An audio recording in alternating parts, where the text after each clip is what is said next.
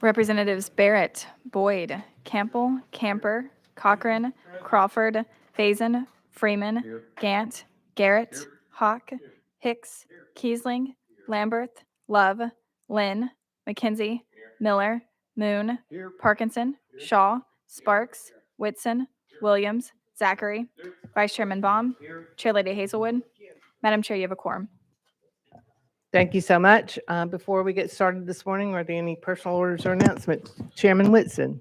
Thank you, Chair Lady Hazelwood. I'd like to introduce a constituent and friend. She's a student at Battleground Academy. She's a junior, and she's going to be spending the day down here to see how we operate. Erin Jones in the back there. Her parents are good friends. They're both attorneys, and we've all worked together on battlefield preservation and historic preservation in Franklin. And I'm proud to have Erin come down and spend the day with us. Well, Erin, welcome. We're very glad to have you here and continuing your family interest, evidently, in public service. So we're very fortunate to have you here with us today. Any other personal orders or announcements? Seeing none, today we've got 3 budget hearings scheduled. We'll begin with the Department of Human Services. I'll ask them to be coming forward. And members, as always, your dashboard has your presentation documents on it for your review if you cannot see the screen. And now, without objection, we're out of session. And Commissioner Carter, welcome. Chair Lady Hazelwood and members of the committee, my pleasure to be here with you this morning. And my name's Clarence Carter. I'm the Commissioner of the Tennessee Department of Human Services, and I am joined by my Deputy Commissioner for Programs, Sherelle Campbell Street, and Deputy Commissioner for Operations, Melissa Hucks, and a cast of dozens.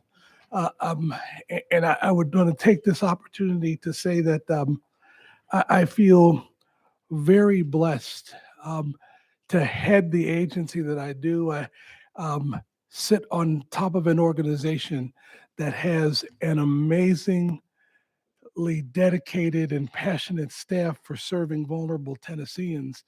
And I often think my job is just to not screw it up. So, pleased to present our budget this morning.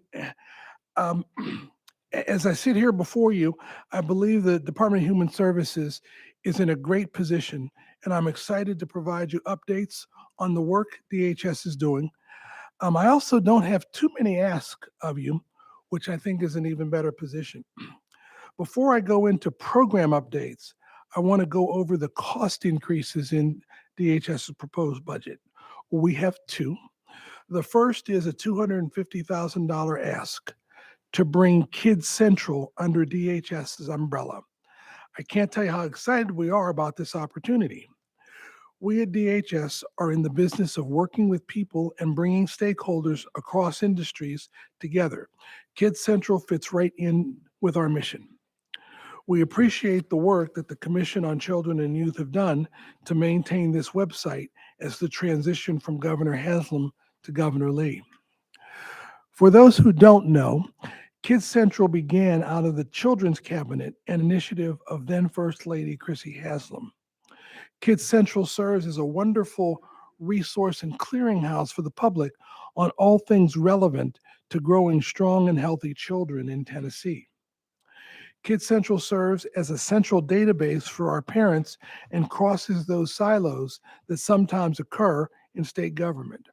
For example, a parent can find information from the Department of Health, TennCare, Education, Mental Health and Substance Abuse, and yes, even us at DHS use the website to get information on services and resources out to parents in Tennessee. We look forward to tapping into the momentum that Kids Central has built and combining with our resources at DHS and continue to make Tennessee a great place to live, work, and raise a family. The second increase is the District Attorney General's Conference statutory step raises and will be a cost increase of $126,000. The District Attorneys General Conference provides child support enforcement services on behalf of DHS in 21 of 31 judicial districts. As mentioned, this cost increase is provided for in Tennessee statute for all assistant district attorneys and is funded with $42,800 in state dollars and $83,200 in federal dollars. I'm next going to ask Deputy Commissioner Melissa Hux for an update on a supplemental request addressing enterprise systems modernization. Melissa. Yes, sir. Good morning, Melissa Hux, Deputy Commissioner at Human Services. So part of our FY22 closing, the department had requested a carryover of $13.4 million state appropriations to successfully fund the remaining portion of our department's modernization efforts. This request is instead being presented as a supplemental appropriations for our FY23 budget. It will have the same impact as a carry forward to ensure that we can match the needed drawdown requirements of federal fund to implement our modernization efforts.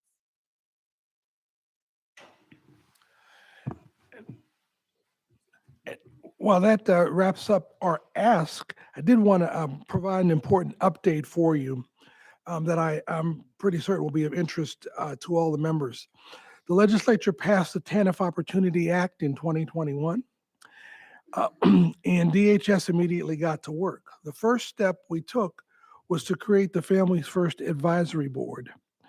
And I want to thank Chairman Watson and Chairman Hawk and Chairman Terry for serving on it, as well as all of the other members of the board.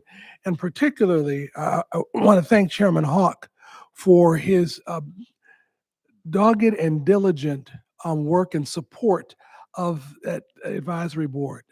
He helped us navigate some very challenging waters as we tried to bring this innovation to Tennessee that has us standing up 7 pilots, which are pushing the boundaries of how we become a state that is dedicated to growing capacity to reduce dependency. And I'm very, very grateful for your work and your partnership, Chairman Hawk. Thank you. We're lucky to have a number of incredibly talented people serving on the council, and we appreciate them giving up their time to serve on the council. In regard to the 7 pilots, I want to provide a timeline. Within a month of the bill being signed into law, we began the procurement process for both technical assistance for our pilot programs and our research partner. Those partners came on board and got to work immediately with our office. In March of last year, we began the process of planning and reviewing the multiple proposals we got from multitudes of great organizations across the state. In May of 2022, the 7 pilots were officially announced. DHS and the pilots began the process of contract negotiations to begin administering services this year. I'm proud to say that 6 of the 7 pilots are administering services as I sit here, and the 7th is very close to delivering those services. I can't wait to be back here this time next year and provide you with more updates. And folks, what I would say is that this is an amazingly innovative approach where what we have said is the community understands itself better than we ever could. And so we empowered our communities to come together, and we said, we're not going to tell you how to do it, but we're going to tell you what our objective is. And our objective is to grow capacity to reduce dependency. We got scores of many excellent proposals. The advisory committee broke those down to 17, and we went through a Shark Tank-like presentation, chose 7 of those very innovative approaches. So we have these 7 demonstrations that are going on across the country, across the state, and what is particularly special is the way that we are evaluating those pilots. Okay? What we said is we want to know what works. And so we have an evaluation partner, and we are doing a random control trial evaluation for all 7 of these pilots. What we will know as we move along is what design and what pieces of design are truly working. And we will be able to, at the end of this, package these things together into the best program approach any place in America for this idea of growing capacity, reduced dependency. And and additionally, we administered 44 community grants. As you may remember, the TANF Opportunity Act encouraged us to, those dollars that we did not expend for the grant in that year were then to be expended in community grants. And so we have we are in the final stages of standing up 43 community grants that again come out of that first year of that TANF balance. And I'm going to ask Melissa if she would take on the next part about the TANF reserve related issues. Melissa, if you would.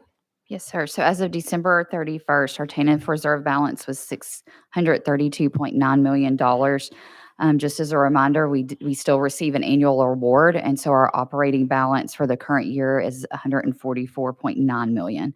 While we're working to get that money to our community partners, I'm pleased to tell you that all of our TANF reserve is obligated, as Commissioner mentioned, is actively, if not in contract execution, in the final stages with our partners.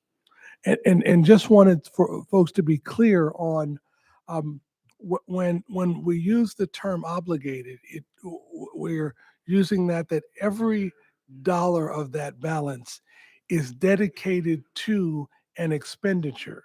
Now the challenge is those expenditures will happen over the course of time.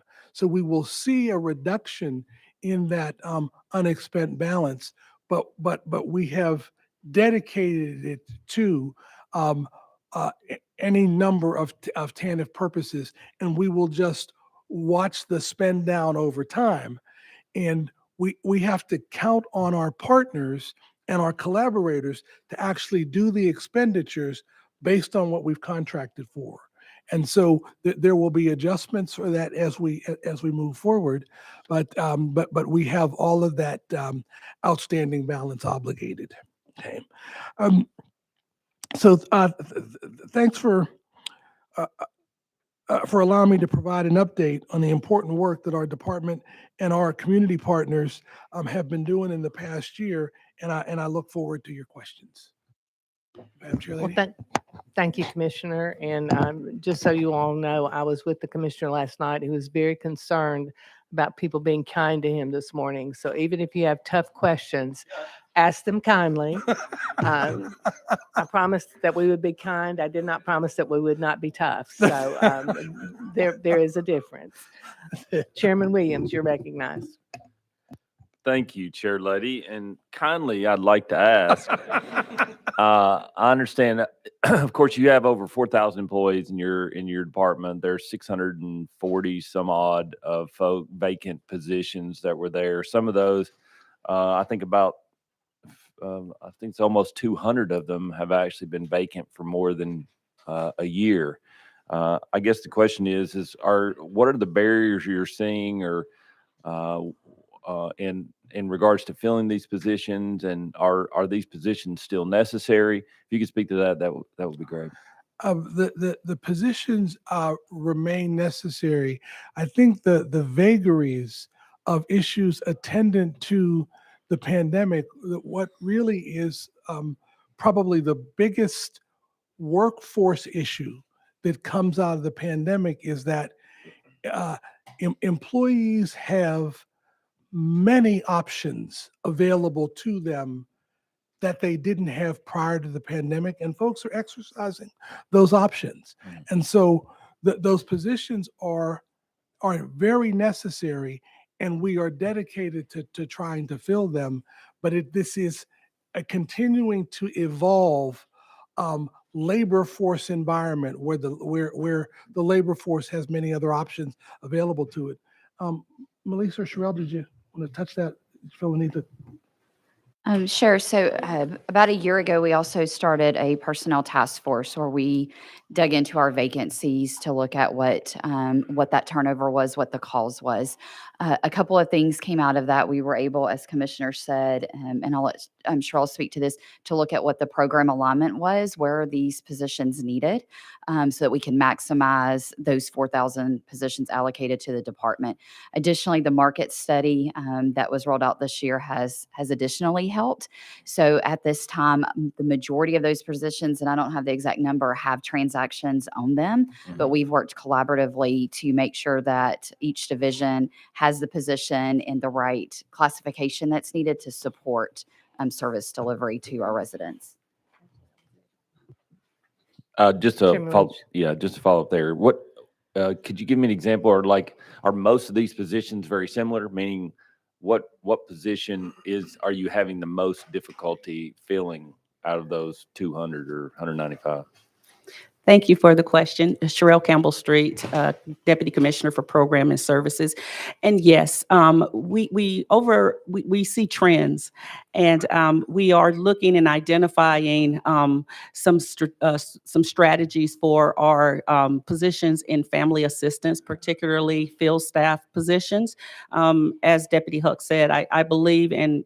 Great shout out to Commissioner Williams, who's here, about the market rate process. I believe that will help us some, but it is a position that is one that sometimes we get staff that are stolen to other departments. This is nothing new for us in this particular role. However, we have been, as Melissa said, in this task force, looking at different strategies to retain staff and also to recruit. And I'd say also, we are going through a little bit of evolution in some of our staff complement, in that, as you remember, what I have shared with you previously is that it is our objective as an agency to be dedicated to supporting our consumer beyond the crisis. So we want to ensure that we address the crisis issue, that we get the benefit to the consumer, but we instantly want to pivot to how do we come alongside you and help you grow beyond the economic, social, or developmental vulnerability that has you need these meager benefits, goods, and services. So we are evolving our thinking and our staff complement in that way. Thank you. Chairman Zachary. Thank you, Madam Chair. Commissioner, good morning to you and your team. In last year's budget, we had included over $4 million to assist those with mental illness to find competitive employment. Can you talk to us a little bit about how much of that funding has been expended, and then how many additional people within the program is this going to be able to serve?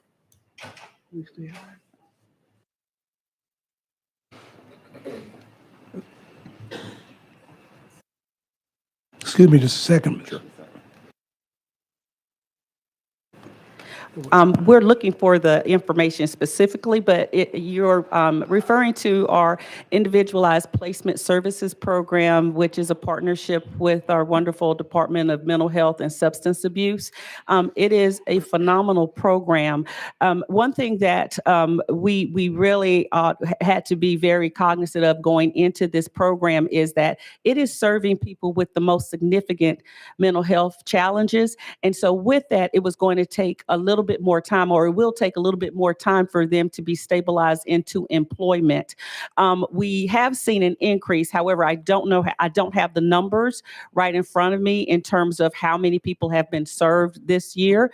But we have dedicated staff specifically designated as mental health counselors to work very closely with our partners in the field who provide the direct services. And we will get you more specific information on that question. Okay, very good. Thank you. Thank you, Madam Chair. Chairman Hawk. Thank you, Madam Chair. Commissioner Carter and your team, thank you for the work that you've done, and thank you for your friendship. I think we've built a tremendous friendship. Your words ring clear with me every time you state grow capacity to reduce dependency. I think I'm going to have that tattooed on my arm someday. So, and just to continue to remind us, and I want to talk about the TANF program and the work that I've been blessed to continue with you, but just remind folks that this is a program that is keeping our families working and trying to keep them off that financial cliff so they can continue to better themselves through education, through improvements at work. And I want to sing kudos to you. And thank you, Commissioner Hucks, for telling us the $632.9 million balance that is obligated for future programs and what we're doing. So thank you very much for that. I've been blessed to serve on this committee and the advisory committee to work with you. Thank you very much. And you've answered many of the questions that I've had, but I want to go down to the monthly cash allotment that we have expanded through the TANF Opportunity Act. We've gone from $277 a month to $383 a month. In addition, we've had a couple of instances of bonuses, some $500 one-time bonuses as we recognize the dollars. Tell us about the thought process behind the cash allotment and also the bonuses that really hit some of these working families at good times. So if we could talk about that. The idea behind these, if you would, bonuses is that we, of course, found ourselves in very difficult economic times with, with rising inflation and that sort, and we wanted to be able to help TANF eligible families, if you would, sort of navigate the difficulties of those moments. And so we believe that the enhanced benefit and then these bonuses have helped to do that. But what I would also like to say in that regard is that when we engage in the discussion of increasing the benefit, what I feel like we do is we put aside what ought to be our basic purpose. And our basic purpose is that, even though it was a generous for the program, a $500 bonus, we don't want any Tennessean to have to live in that meagerness. And so while we certainly want to support the journey, and those dollars support the journey, it has to be our ultimate objective for that Tennessean to be able to live beyond that meagerness. And so we see these as important tools, but our broader objective has to remain the day that family can turn back to us and say, thanks, but no thanks. Because my community has come around me and helped me address the reason that I had to ask for these benefits. That has to be the objective of a safety net and what we're trying to build a department to do. Chairman Hall. Thank you. And that's the grow capacity part of the tattoo that I've got on my arm now is where you are. Thank you so much. I want to shift gears just a bit. Mhm. And we've heard presentations from TennCare about the recertification process that TennCare is going through. Tell me a little bit about our brick and mortar offices across the state of Tennessee and the potential kiosks. And just so we're aware that we've ramped up talking about employees and the number of folks we've got going. So if we could talk about the recertification of TennCare, and I'm hopeful to hear that we're ready to go with a woman and manpower to take care of that. So I want to say just a bit about that and then ask Sherelle to grab that baton. We have seen an appreciable uptake in our office presence, and we have organized and deployed staff to do that. Also, we believe that our new technologies will again increase the efficiency, but we do know that we're going to see a continued ramp up as TennCare goes through this recertification process. We will continue to see a ramp up in the activity in our 95 county offices. Sherelle? Thank you for the question. And to just add to what Commissioner is saying, we have a very strong and wonderful relationship with our partners at TennCare.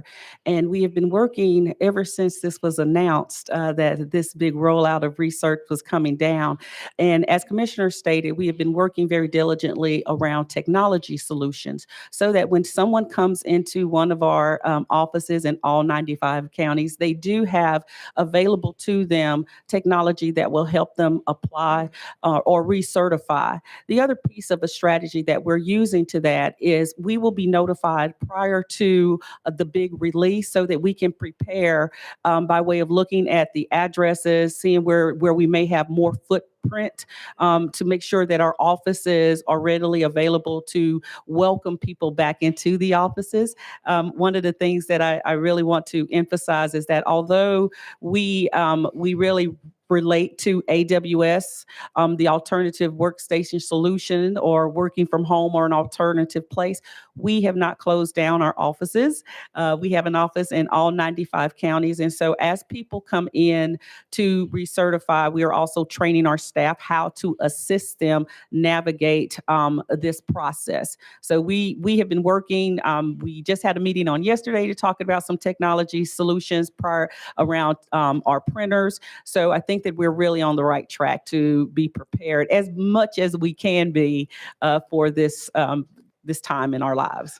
And I would say, in addition, there is a subliminal aspect to our technology approach. Okay, we believe that our consumer does have capacity, and we have to enable that. And so the idea of having to have an eligibility counselor do every part of the process for an individual, that's just not necessary in the 21st century. And so we encourage our consumers to help to navigate their journey, and that we begin with the belief that they have the capacity to do that with just a little bit of guidance. Kind of a follow-up question on that.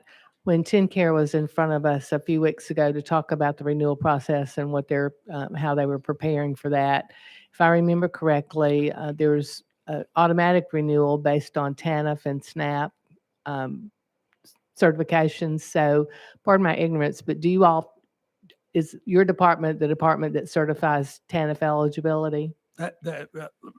Madam Chair Lady, that is correct. We certify TANF and SNAP eligibility. That's correct. Mhm. So how does that timing, how often do you do that, and how does that timing relate or correlate with the TennCare recertification process?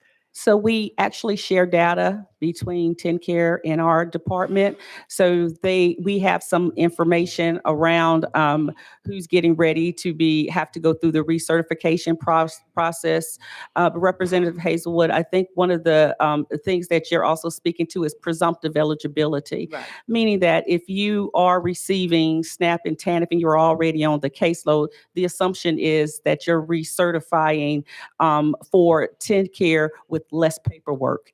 And so with us sharing of the data, that really helps us to mitigate any problems that we would have in people having to do both things 2 times.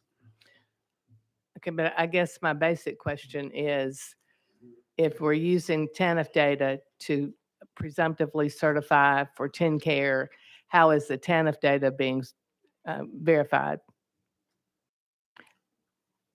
How are we making sure that this presumptive eligibility is based on current information regarding TANF eligibility? Do you recertify for TANF on an annual basis? How does that work? So our caseload remains active because most of our cases, you're having to participate in a work activity. You're having to still come in or come in by line, online or in the office to make sure that you're still eligible. So we do still have an active eligibility process throughout the life of the case. It's not a one and done and I don't see you again.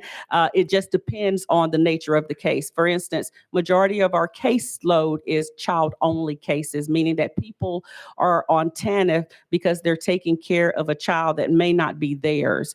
And so in order to do that, we're having to make sure that that paperwork is accurate and that child is still makes the family household eligible for services. All right, thank you. Representative Gant. Thank you, Madam Chair. Commissioner, good to see you and your team this morning. Concerning the EBT cards and the hacking and theft that's taken place, how much money are we talking about on that as far as an annual basis, and what is the department doing to make that more secure? So I think that we are now north of $500,000 of skimmed benefits, and we are tracking that on an ongoing basis. There is there's federal legislation that will actually enable the replacement of those skimmed benefits as of October 1st.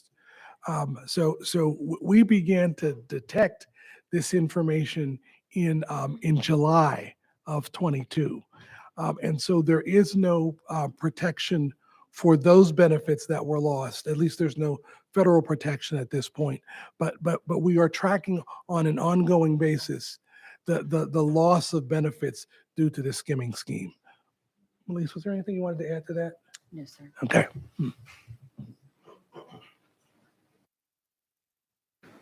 Representative Gant, you have a follow-up? Yes, ma'am. Thank you, Madam Chair. So what are we actually doing to prevent this from happening from now going forward? Is there a vendor that we use in this process with the state that we're contracted with? I mean, what are we doing? Because that's an awful lot of amount of money that we're seeing leave, with these EBT cards. So, I mean, what are we doing to prevent that in the future? So we don't have at this point a mechanism to prevent, because these are sort of random occurrences that are, of course, that are happening at the point of sale.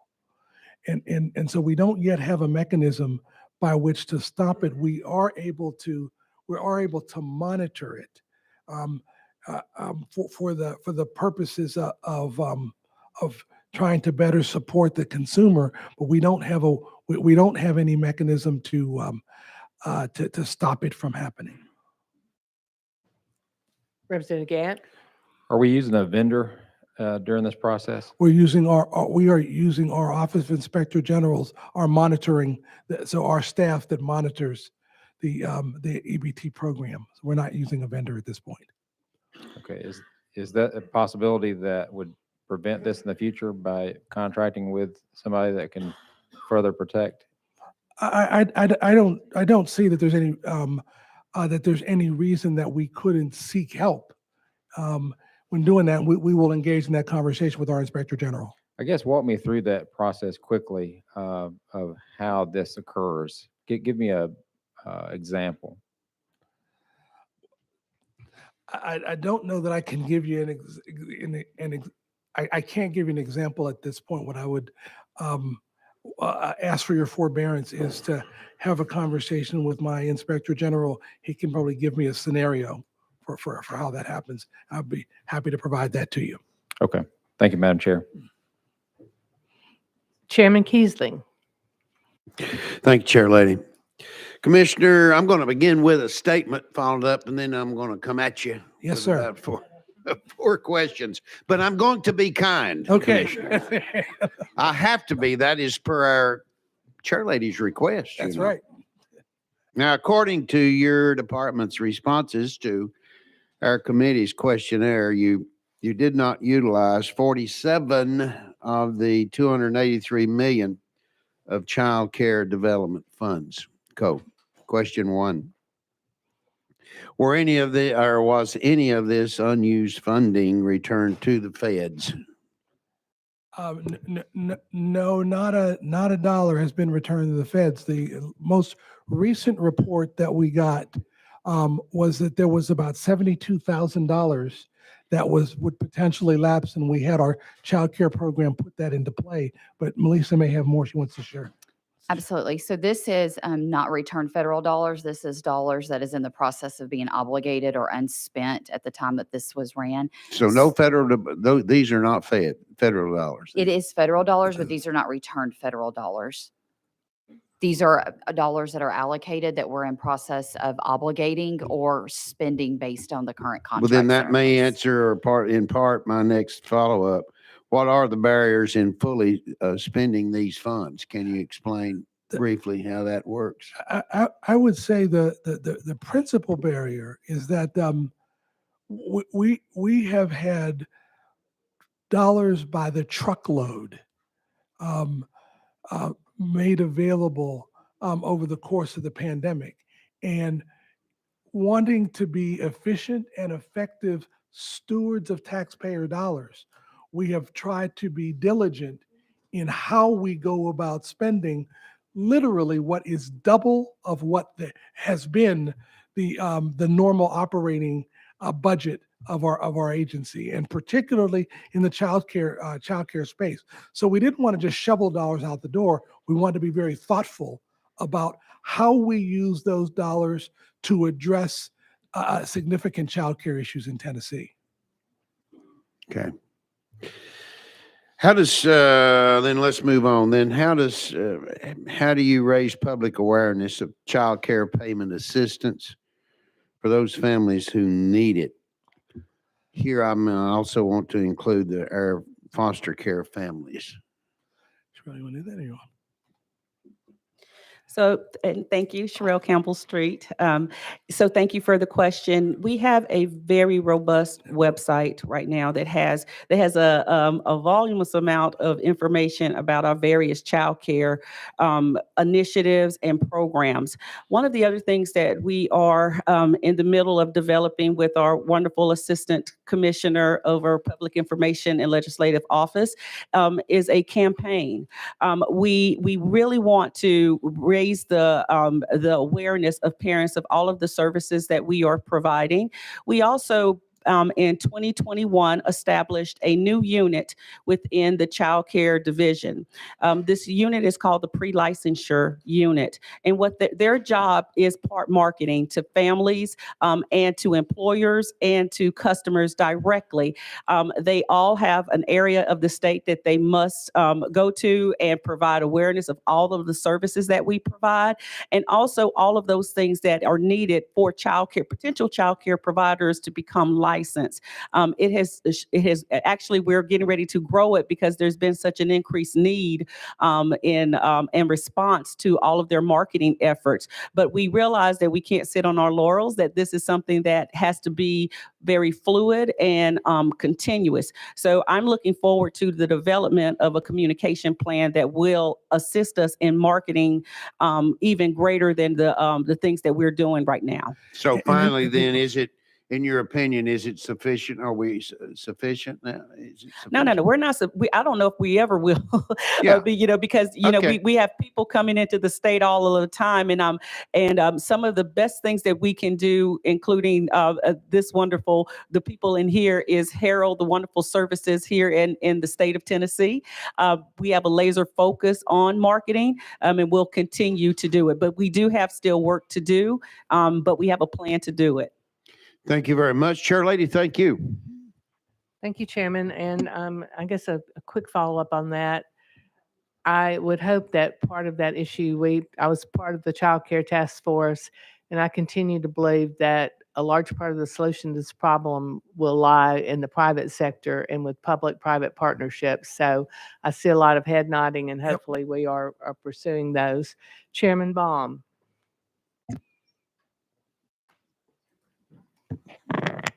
Thank you, Madam Chair. And I've got a question about the Child Care Task Force. Those recommendations have been released, and I was wondering if you could tell us a little bit more about what they are and how they're being implemented. I would begin by thanking the chair lady for her leadership in shepherding the Child Care Task Force. We brought together a broad and eclectic group of stakeholders in this task force.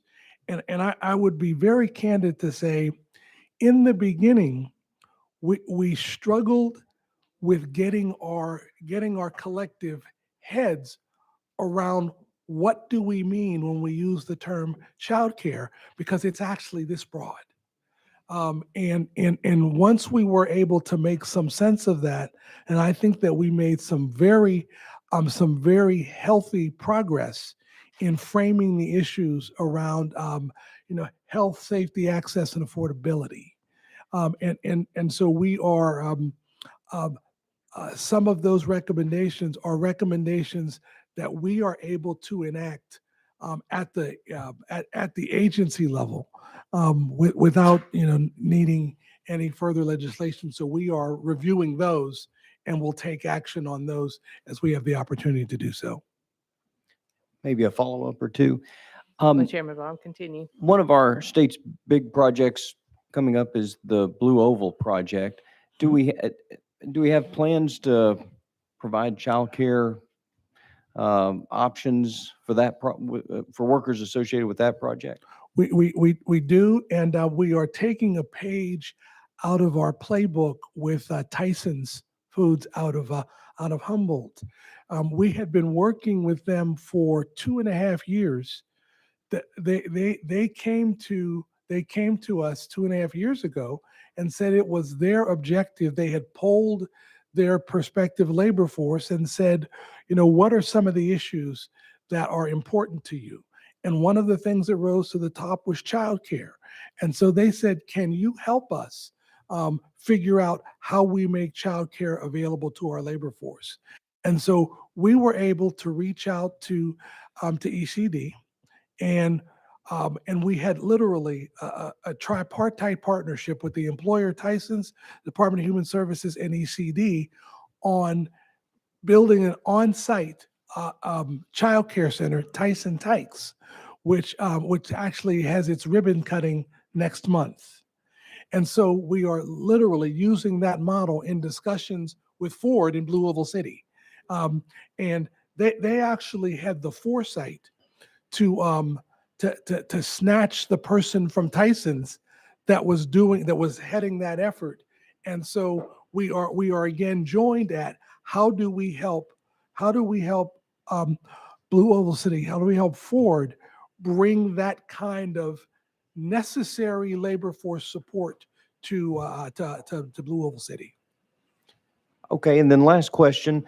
As we consider the governor's transportation plan, we're hearing a lot about public-private partnerships. Is there a way to use public-private partnerships in providing childcare?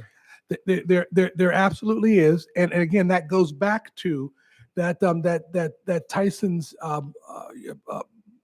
effort that we had put together. What we found is there are a number of employers who wanted childcare, but they wanted us to do it.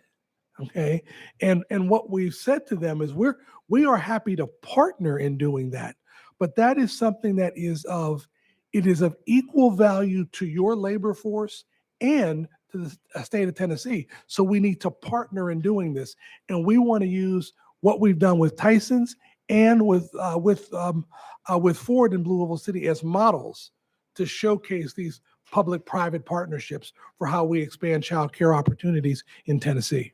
Okay, thank you. Thank you for your innovative work in that area. Thank you. Representative Lynn, you're next on the list. Thank you very much, Madam Chairman. I have a question also about childcare. $19.4 million of the American Rescue Plan Act funding was approved by the Federal Stimulus Accountability Group in July 2022 to establish new childcare centers. However, it can only be used towards teachers and supplies, not buildings and transportation. So my first question is, have we seen this money be helpful to establishing new childcare businesses, centers, or has it been more helpful to the expansion of existing? Or really not maybe expansion even, just keeping the doors open, Right. you know? So I would say yes plus, and thanks very much for the opportunity to have these additional funds and resources. We are partnered with two major organizations to extend the reach of childcare, particularly in rural areas. That was really the biggest goal because we know that there are here in Tennessee as well as across the nation what are known as childcare deserts. And so when we got really ready and to go to really make a difference in our rural communities, because that's where we see the greatest need for childcare in terms of there is Okay. nothing there, not a waiting list, Wow. nothing. So Right. we're really excited about some of the things that are on the horizon. And what's really important in that work is that both the Boys and Girls Clubs and the YMCA's, they have, I said, rooted and historic affinity relationships with the community. So we don't have to go out and find a new provider. They have roots and relationships in those communities, and so we think that the dollars in the FSAG dollars that can do bricks and mortar, which our child care and development money can't do.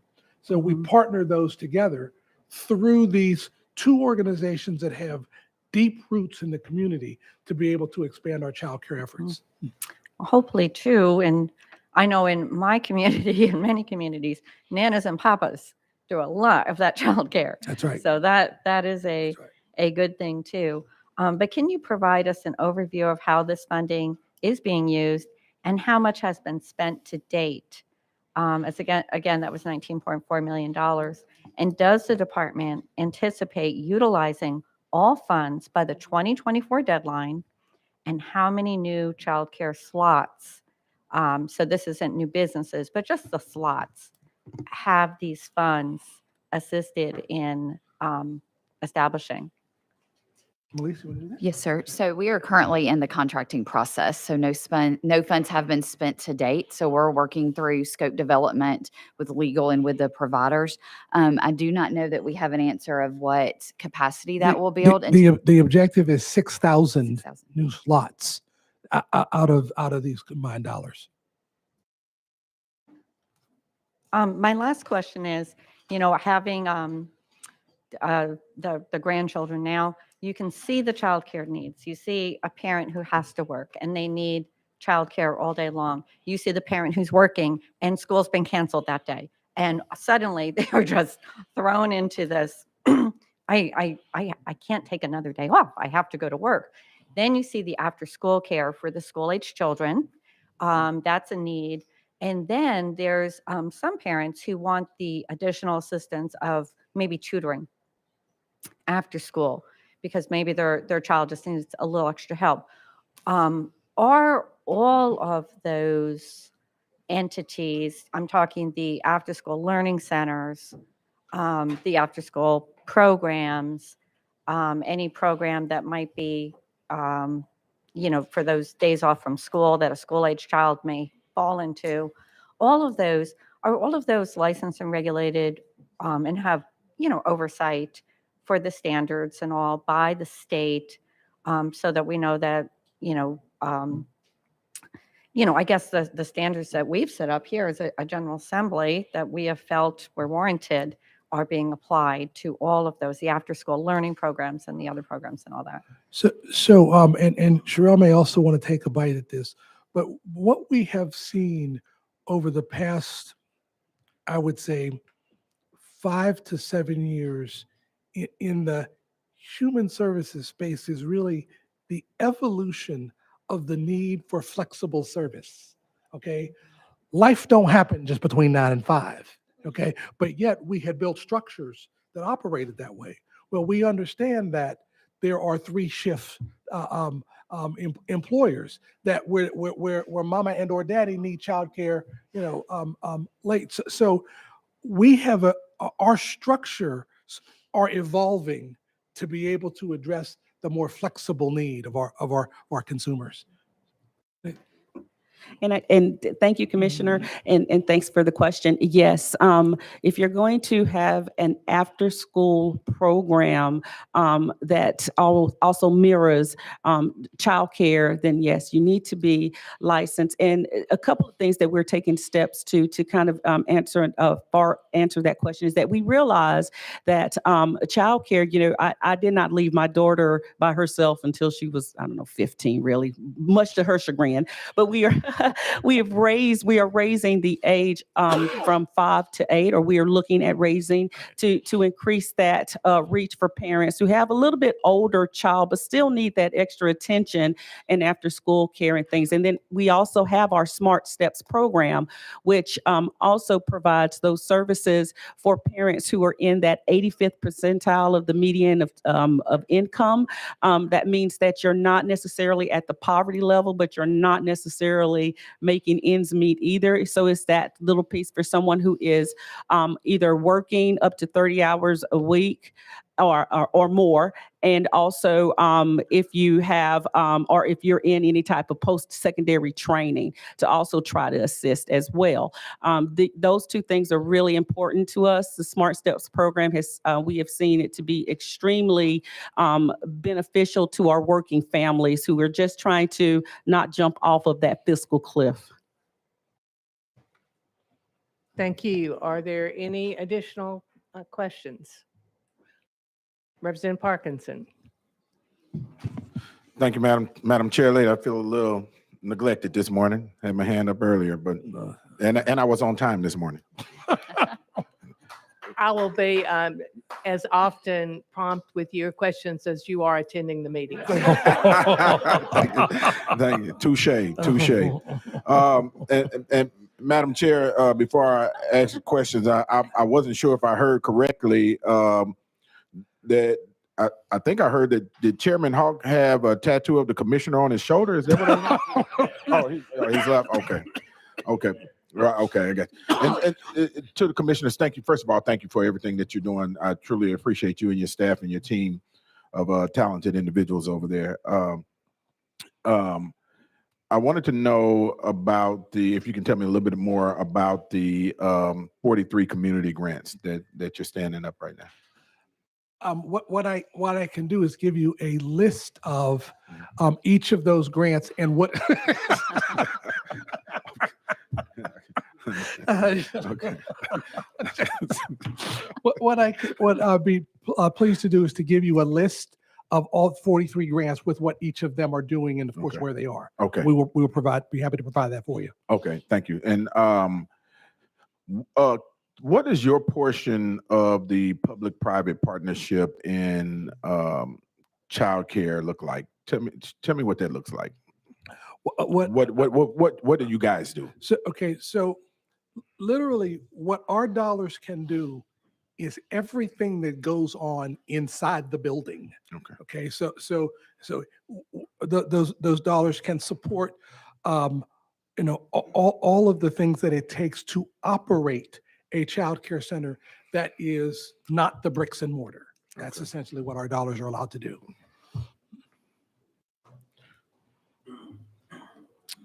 Representative Miller. Oops. Okay, thank you. Thank you, Madam Chair Lady. Good morning. Yes, Just sir. want to suggest that list you're going to provide, the 43 grants and where they are, et cetera. Could you provide it to the committee absolutely. as a whole? Absolutely. Yes, sir. Thank you.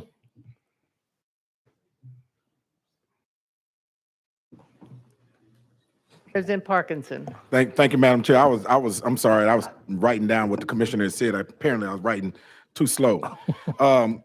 Commissioner, have we thought about using child care centers to assist the Department of Children's Services with child placement? We are open to anything to support our sister agency in the care of children. And so those discussions are ongoing. DHS is a part of the governor's put together a team of agencies to support Department of Child Services, and we are part of that team and happy to do anything that we can in support of.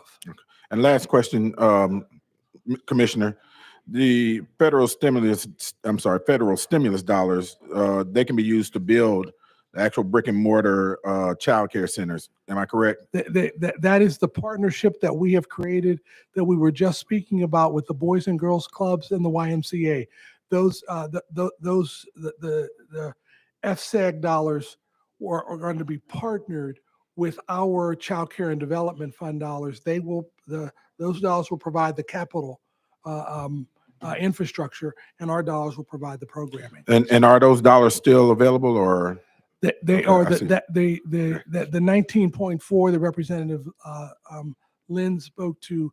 That's dedicated to 2 contracts that we are working with the Boys and Girls Clubs and the YMCA's to expand childcare by 6,000 slots. Okay. Thank you so much. Yes. Thank you, Chair Lady.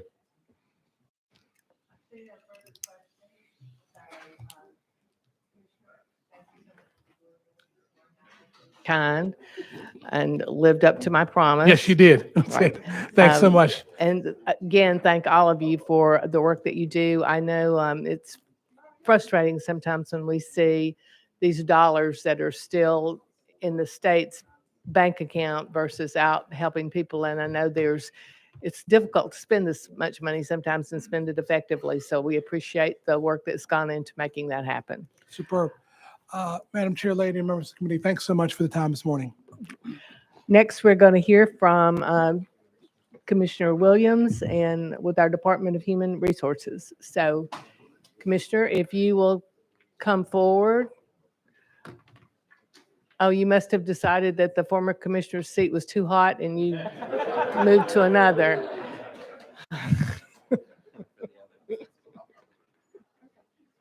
We're glad to have you, and we'll be kind to you as well. Thank you, Chair Lady. Good morning, all. And again, thank you to Chair Lady Hazelwood and the committee members. And we also thank you for the opportunity to be here today. With me this morning is Deputy Commissioner and General Counsel Leslie Farmer.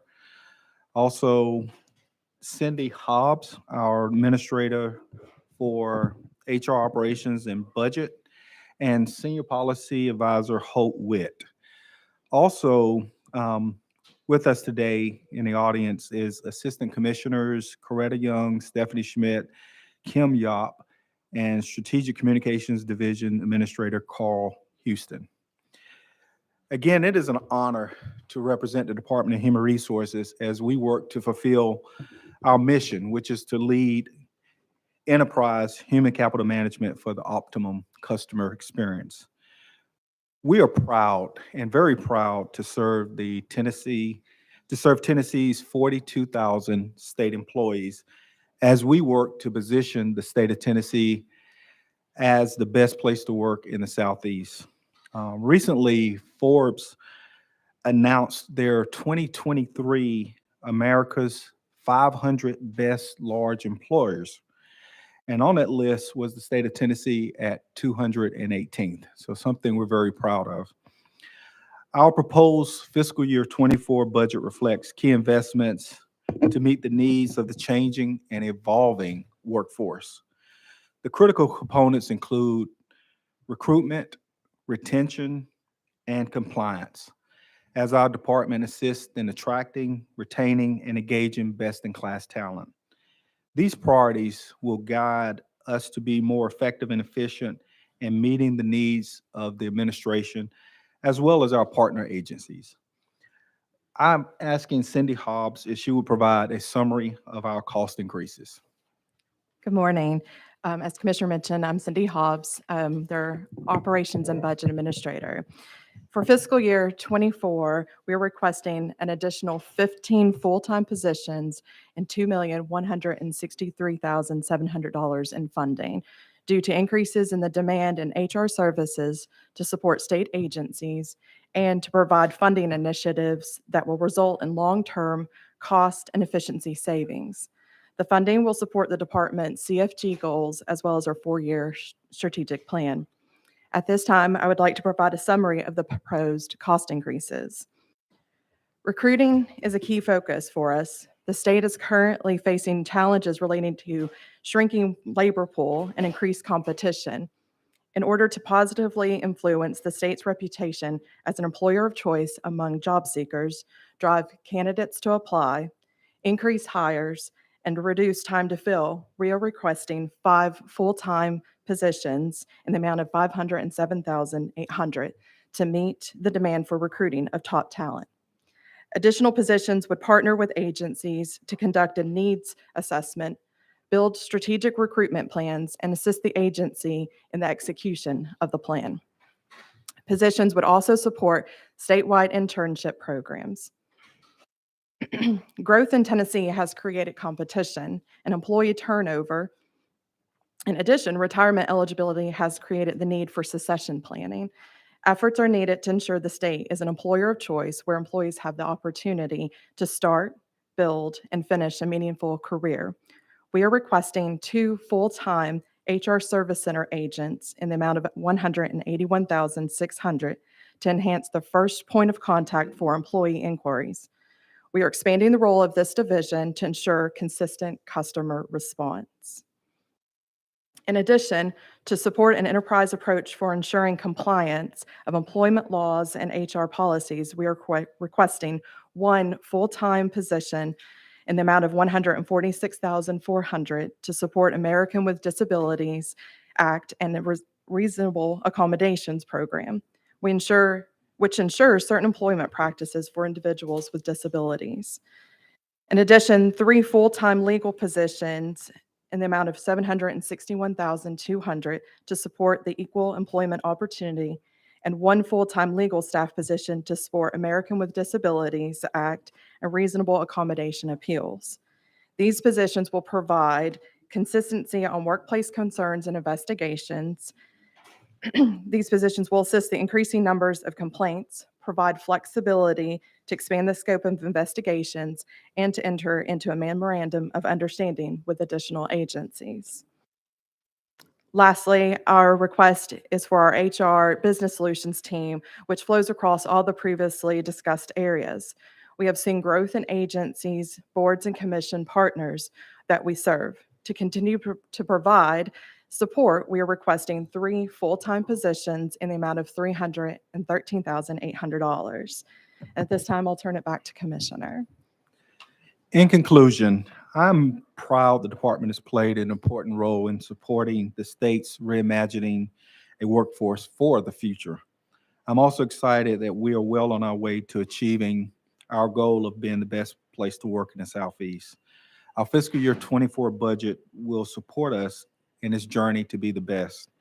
Again, thank you for the opportunity to share Department of Human Resources fiscal year 24 budget request. This concludes my prepared remarks, and I welcome any questions that you may have.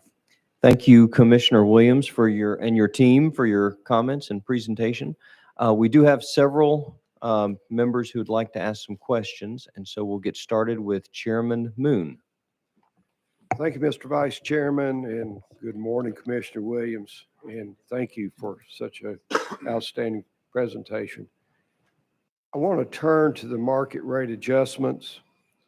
Last year in the budget, it included $120 million reoccurring state funding to pay for the market rate adjustment study. Can you provide details of the salary survey and the resulting market salary adjustments, including how many positions were below salary survey minimums and how much below were, what was the magnitude of the insufficiency? Yes, sir. I can start on that. I may not have all the data with me for all those questions.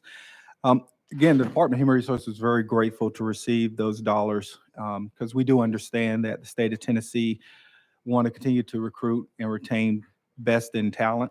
And part of that, those dollars, as you mentioned, were benchmarked to do a market study. Part of that market study also included looking at our benefits as well as pay. We're focused on the compensation aspect. Part of those dollars, a good majority, was to help establish a more competitive pay philosophy and salary structure that is competitive with the market. So we did create a new salary range that is really competitive. We placed employees into the salary range. A good majority of the employees received a minimum plus 1% of the new salary range. We also used the remaining allocated dollars to deal with compression. There were results of compression as part of that. I know it was about 72%, 73% of employees received some type of increase. The remaining 27% were either at or above the market for this new salary range. I know I didn't hit all those questions around the details. I don't know if Cindy, if you have any. Chairman Moon. Thank you, Mr. Vice Chairman. You partially answered that in the percentage, but do you have any metrics can you provide any metrics on the numbers that were below the salary minimum? Yes, sir. Out of the 42,000 employees that Yes, sir. that you trusted. Yes, we can provide that to you. Yeah, Chairman Moon, we can provide you more information. Roughly half of the state employees were below the minimum plus 1% that the commissioner mentioned we move people into. The additional employees that received a raise were a result of compression related to that first increase. So the first round was moving people into the new salary range plus 1% if they weren't. And then from there, the additional raises were to deal with compression as Commissioner mentioned. Chairman Moon. I'm sorry, Mr. Chairman. Go but, ahead. Were vacant positions adjusted? How much funding went into increases of salaries in vacant positions? Yes, sir. Vacant positions were funded at that minimum plus 1%, because as we hire employees, we want to make sure that they are at least at the minimum of the salary range. So, yes, sir. Last question. Go ahead, please. Where are state salaries now? Are we up to the point of where the market survey directed us to go? So the market survey gave us an idea of what the market pays for a particular position. And we call that the midpoint of the salary. So with this particular salary study and the funds that we had allocated, we were able to bring people to the minimum plus 1% of that range. Our goal is to get our employees to that competitive range, which is about 85 to 115 of a salary range. That's our ultimate goal, and it's going to take time to get there. But utilizing the funds effectively that was allocated, we were able to bring people to the minimum of the new salary range. One key thing is that the salary study of this magnitude had not been done in about 10 years. So we were way behind. So this is a track to help get us towards where we can be competitive. Thank you, Mr. Chairman. Thank you. Next up is Leader Lamberth. Commissioner, on that point right there, tell me a little bit more about the process and methodology that went into that salary survey and went into the study. And I mean, just give me a little bit more on how exactly we got to this point. Yes, sir. So we partner with a consultant to help get data. So the data we were looking for was other public sector, private sector, and nonprofits. We didn't have access to that information. So our goal was to make sure that we're competitive with the people we compete with. And a majority of the talent we're competing with is in the private sector. So we wanted to ensure that we had accurate data to do that. We asked all of our agencies to provide us with their top 20 positions within their agencies that we could use to benchmark. And we benchmarked the task and the responsibilities for those jobs and compared them to similar tasks and responsibilities to these companies in the private sector, nonprofit, as well as the public sector. That helped, and federal. That helped give us an idea of what the market was paying for these positions. And specifically, you may have covered this a second ago, but I just want to make sure we hit it. How many salaries which were raised under last year's adjustment, so the adjustment we just went through, are slated to receive funding under this pool of funding? So kind of compare the two if you don't mind. Yes, sir. So this current ask of funding that we're asking is more to focus on a framework to evaluate employees based on proficiency in their job. So, we look at proficiency, and then there's a number of measures that we will be developing to say, okay, what is proficiency in your job? Some of those components could be their work knowledge, their experience, their skills, and other relative things around proficiency. Then once we create this framework, we will look at how do we place employees into positions based on how proficient they are. So they may be a beginner in a job, they may be fully proficient in what they do, or they may be a subject matter expert. So that's going to help drive to get our employees to a more competitive pay. Thank you for that. I appreciate it. And I will tell you, after a decade down here, I am glad that we are finally getting to where what we talked to workers within state government are very frustrated, because for a long time under previous administrations, 2 or 3 back, it was longevity, longevity, longevity. If you did just enough not to get fired and stayed there for a career, you continue to get raises.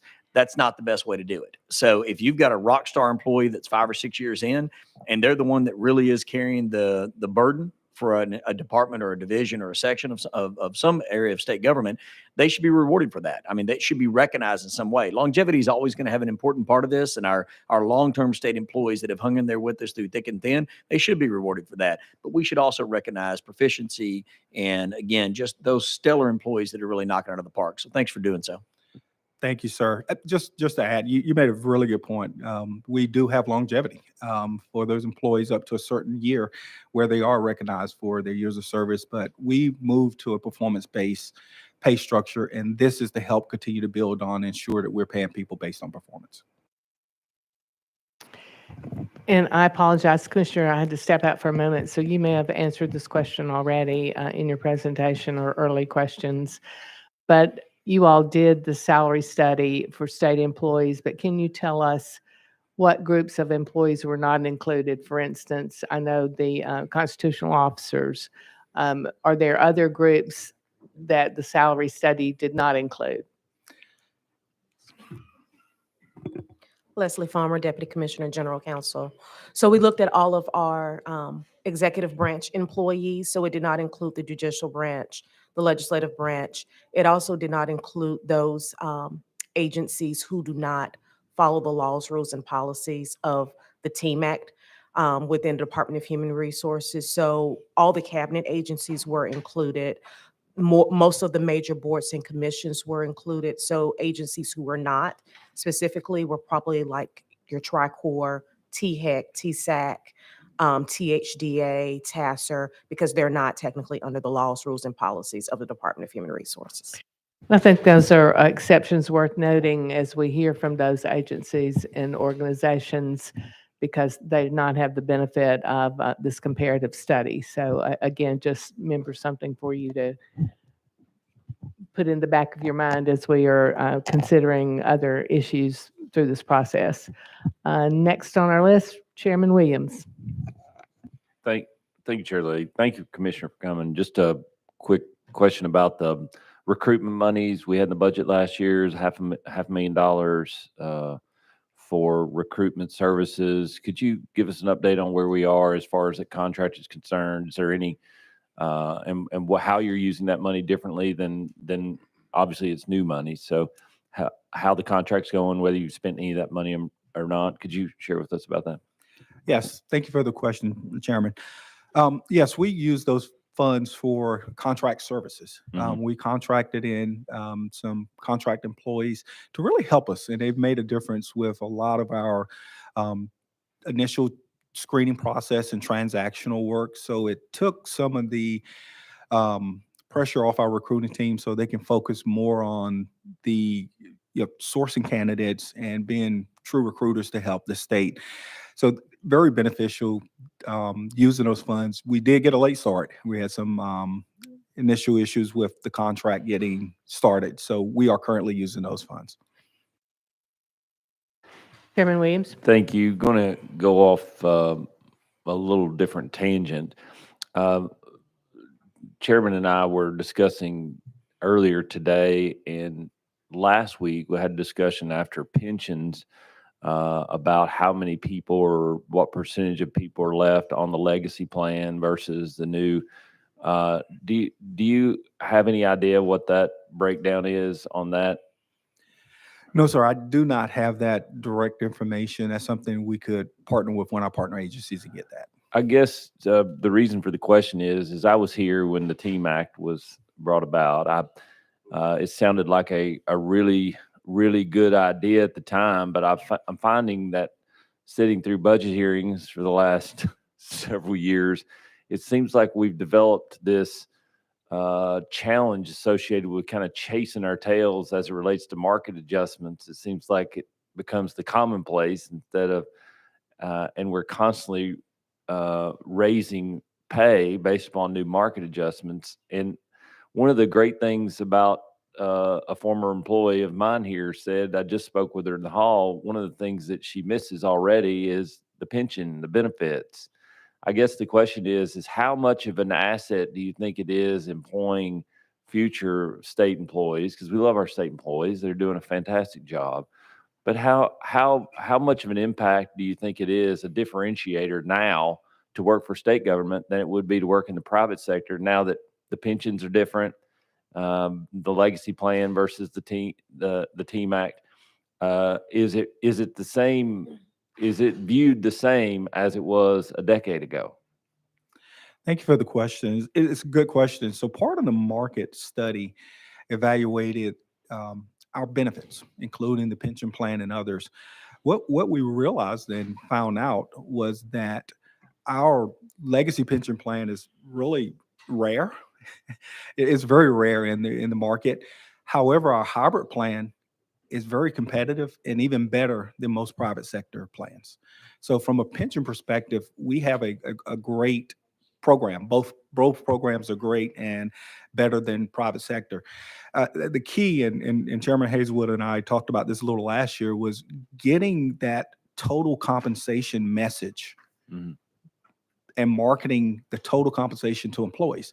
Employees know what their pay is. And I use the word total compensation, but I would even say total rewards.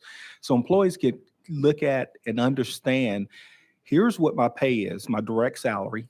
Here's what my benefits, the value of my benefits is. And then also those ancillary benefits that we have, the education piece, support, EAP and other benefits that we have, but show employees that there's a cost to that. So when they're looking at another opportunity outside of state government, they can look at what they have, including 37 and a half hours, and compare it to what they may be getting into. And that realization would definitely change their mind and make them think about it twice. So we have to be very proactive in getting that total reward statement and information to employees so they understand that.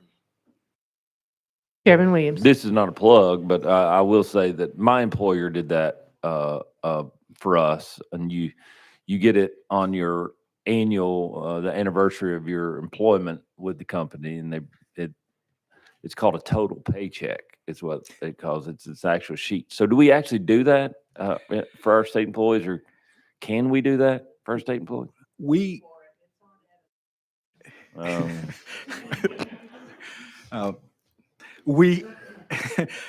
I'm one of those weird guys that has to call in to log into Edison all the time because I never go on there. Yeah, yes, sir. It's available in Edison. Okay. So we're working with our Edison team to think about how can we get that information to employees. I work for a company as well that annually you got that statement, so you knew where you stood and it was at the front of your mind. Mm-hmm. So all right. Thank you so much.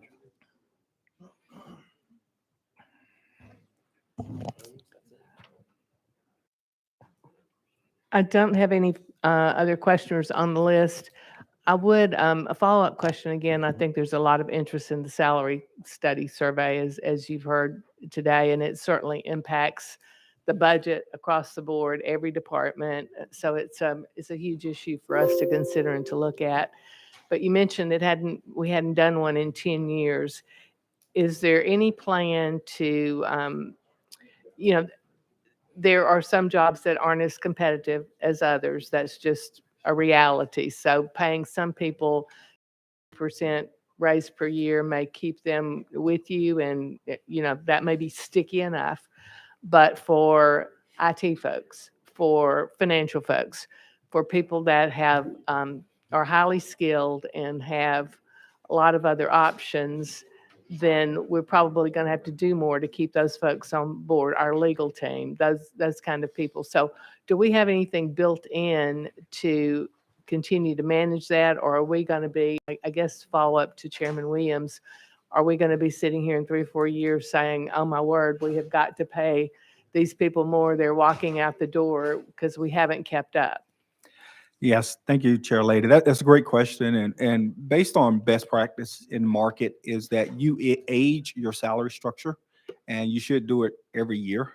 And usually aging the salary structure may be adjusting the ranges by about 2% every year, just kind of to align to what's happening in the market. That's something that we're preparing to do. So we keep our data updated. The second piece of that is that we also built into this new salary structure what we call a secondary salary structure, where it's at a higher level for those really difficult to fill positions. And there's a certain criteria that you would have to meet in order to be eligible for that. So for those really just difficult positions right now, I would say the DCS caseworker series is one that they're in that structure to ensure that we're getting the talent that we need. They will remain, but it would be evaluated every year to see should it continue in that salary structure. So we built in flexibility in this new total comp philosophy that we have. And I guess one last basic question. When we did the salary study survey, I'm assuming that we included the value of the benefits and those ancillary items that you mentioned to offset maybe cash in other areas. Yes, that was a strong consideration because we wanted to look at it from a total compensation perspective. So that was definitely considered when we made our final analysis, because the state of Tennessee does have a really robust benefit plan, pension plan, and other benefits that we offer. All right, well, thank you, Commissioner. As I said, I see no other questioners on the list, so we appreciate your time today, and we're back on schedule, so great job, everybody. Next, we have our Department of Corrections. We're going to ask them to come forward. Commissioner Strada, and if you would just...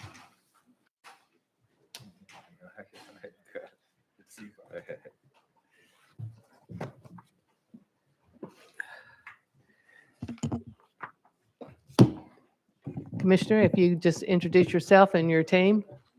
Yes, my name is Frank Strada. I'm the Commissioner for Tennessee Department of Correction. I have Bo Irvin here, our Chief Financial Officer, with me. I have our Director of Budget and Fiscal Service, Lisa Parks, with me. I have my Assistant Commissioner of Prison Operation, Lee Dotson, my Assistant Commissioner of at the far end down there, Rachel Riley Coe of Rehab Services, and our Community Supervision Assistant Commissioner, Lisa Helton. Well, welcome, and I'll just note for the record that evidently the seat you're in seems to be less of a hot seat. It's being preferred by commissioners 2-1. But if you would just proceed with your presentation. Okay. Thank you, Madam Chair. Good afternoon, Madam Chair and members of the committee. Thank you for giving us the opportunity to present our recommended budget. With, as I said earlier, I introduced my team. Just to give you a highlight of what we do, our mission is to operate safe and secure prisons and provide effective community supervision in order to enhance public safety. We are responsible for nearly 25,000 incarcerated offenders, oversight of 13,000 parolees, and 62,000 offenders on probation or in community corrections. The department's fiscal year recommended budget is $1.3 billion, and as you can see on the slide, the chart summarizes where our budget appropriations are dedicated to: 4% going to our capital projects and maintenance, 7% to training, enforcement, and administration, 11% to community supervision, 13% to local jail payments, and the remaining 65% goes to prison operations, 16% private, and 49% state. Our next slide tracks the number of state positions since fiscal year 20. And over the last 5 years, we've averaged just under 6,400 authorized positions. And most notably, we've had a net decrease of 112 positions between fiscal year 20 and fiscal year 21. The positions increases from fiscal year 21 to 24 are mainly attributed to the implementation of the Reentry Success Act and also abolish some vacant positions. Moving on to the next slide, it shows a summary of the recommended cost increases. As always, the department was intentional about requesting investment in what we know works in order to improve our outcomes. We're able to provide research and impact for promising and proven effective programs. And due to time constraints, we will briefly touch on some recommended cost increases, but we are prepared to discuss in more detail any questions you may have. 52% of our recommended cost increases are specifically related to contractual obligations for inmate medical, food service, private programs, private prisons, and inmate programming. The remaining 48% is related to Reentry Success Act, victim information notification, Everyday System, the 340B program audit, medication dispensing cabinets, operational supplies, security updates, utility costs, leases, and offender reentry programs. These investments directly support our mission to maintain safe and secure prisons and to provide effective community supervision. Currently, the department is not requesting any supplemental funding for fiscal year 22-23. In addition to these cost increases, the department's reductions total $26.8 million, $1.3 million debt service for Hardin County, and $25.5 million operating funds for imprisonment changes. In closing, I want to take this opportunity to publicly acknowledge and thank our dedicated staff in our community and in the prisons. As you have acknowledged, our staff had an extraordinary, difficult, and often thankless job.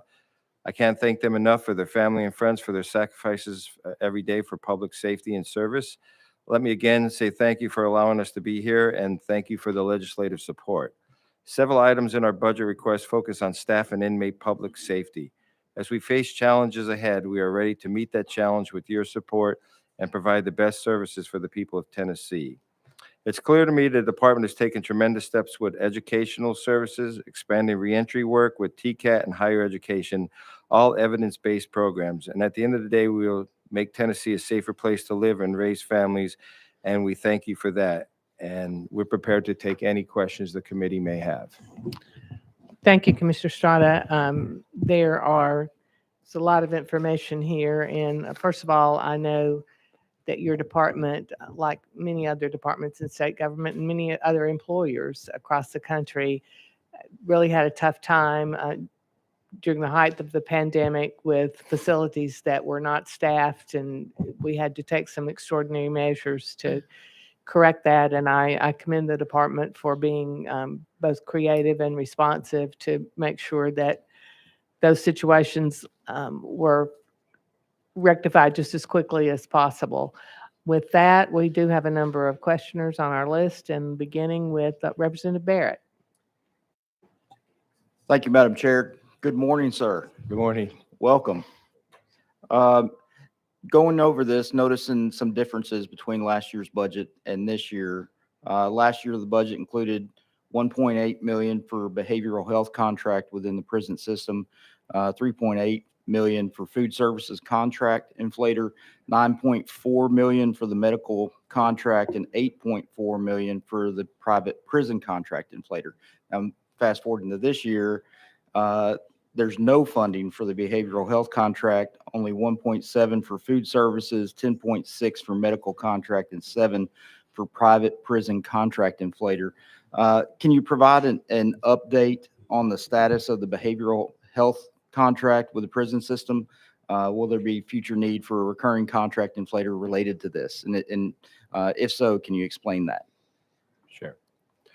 Yes, sir. That behavioral health contract on RFP was issued and is being finalized at this time. So there will be funding needed for that as soon as we complete that process. Okay. Representative Barrett. And then going in, can you explain why costs associated with the food contract and the private prison contract inflators, why they decreased this year? We've been working with our food service contractor as well, and we're doing an RFP. We recently were before the Fiscal Review Committee on the food service contract, and we did amend their rates.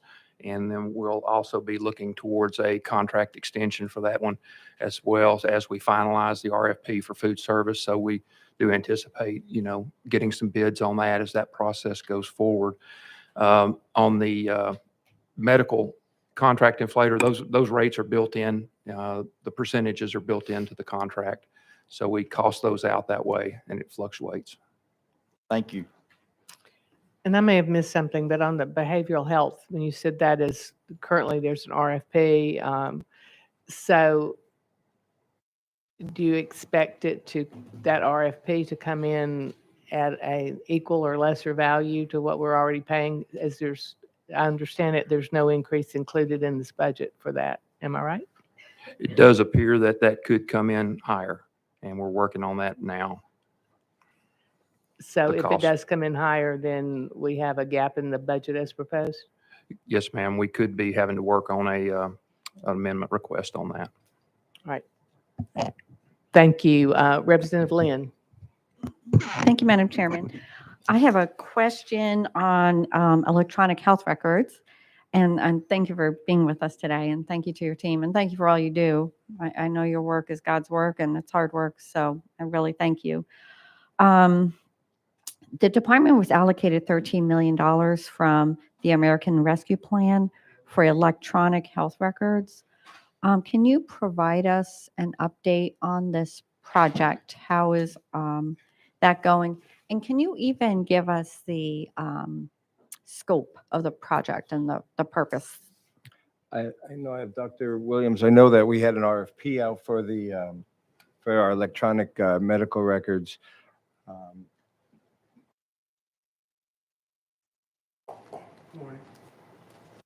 Morning. Yes, we completed the RFP for electronic health records and it was submitted. And please identify yourself for the record. Dr. Kenneth Williams, Assistant Commissioner of Clinical Services and Chief Medical Officer for Tennessee Department of Correction. We completed the RFP for the electronic health records and we've submitted that to Central Procurement. We worked with a third-party vendor that assisted us in the completion of the RFP. And that RFP has been released. We've gone through a couple of rounds of questions already. And at this point, the procurement is in the hands of CPO. I believe that the estimated time for award and contract signing is around September, October. But at this point, that part of the process is out of our hands. Madam Chair? Representative Lynn, continue. How many responses to the RFP do you anticipate? How many potential providers are there? So that's a little tough to say because once, with our transparency, once we turn it over to Central Procurement, we are pretty much hands off. Okay. We don't have a role in that. But I would anticipate that 3 or 4 entities would be interested in responding. Okay. We've had a lot of interest over the years in preparation and in anticipation of a release of an RFP. You asked about the scope. The scope should cover medical services. It should account for documentation for behavioral health, substance use, and it should also accommodate some case management documentation as well. Gotcha. Thank you.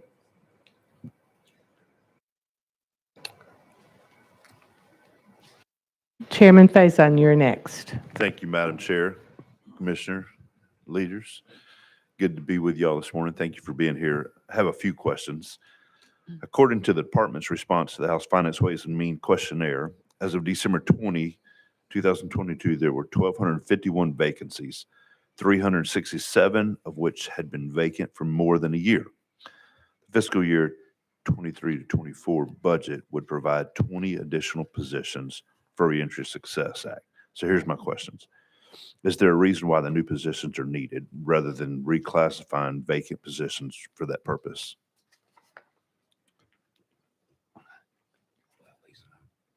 Lisa?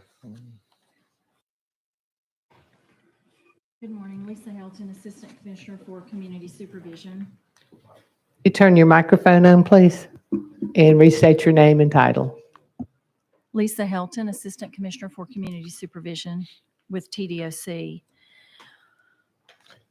There are 18 PPO positions and 2 probation parole officer positions and 2 probation parole manager positions. We're asking for on the 20 positions. Obviously, prison operations, as you all know, has sort of a more significant vacancy issue. And so I would leave speaking to their needs to Commissioner Strader or AC Dotson. But as it relates to these specific positions, they're related to the Reentry Success Act. That act requires supervision, mandatory supervision for all offenders, some eligible to come out prior to expiration, some ineligible for prior to expiration, but required to do a year's supervision subsequent to expiration. Because the language of the law doesn't provide for violation for those ineligible offenders, we have crafted a model that is service-oriented for those folks who are required to do supervision post-expiration. Those positions, the ones included in the Reentry Success Act, are directly related to the mandatory supervision, to the Reentry Success Act.